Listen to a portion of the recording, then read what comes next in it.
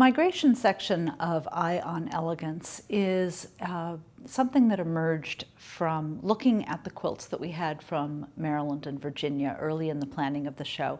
And we realized that a number of them represented migration of styles, initially from Europe to America.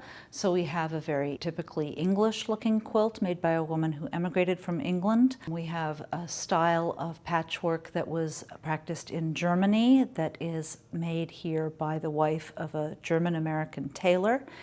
And we have examples of styles that moved south and west, so that while they are originally Maryland or Virginia styles of quilts, these were made in one case in South Carolina and Georgia, in another case in Texas. We also have three album quilts that were made in other parts of Maryland outside of Baltimore.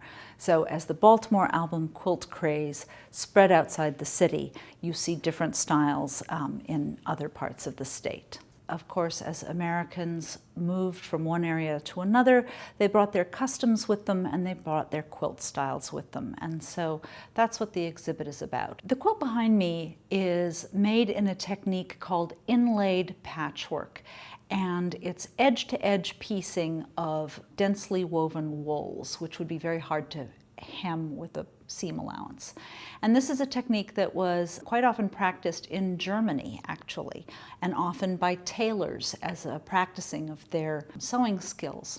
And what's interesting about this example is we know it was made by a woman named Elizabeth Kobler, who was the wife of a man named Barnett or Barnabas Kobler, who was in fact a tailor and whose parents had emigrated from Germany. So there's a very known chronology and provenance here that he would have learned these techniques, and his wife perhaps learned it from him, and she made this quilt made from a lot of menswear fabrics. The reds and blues may very well have been from military uniforms, not necessarily from the Revolution, because there are other fabrics that date to the 1790s. But it's a wonderful document of the European origins of American patchwork and applique, and of migration to this country.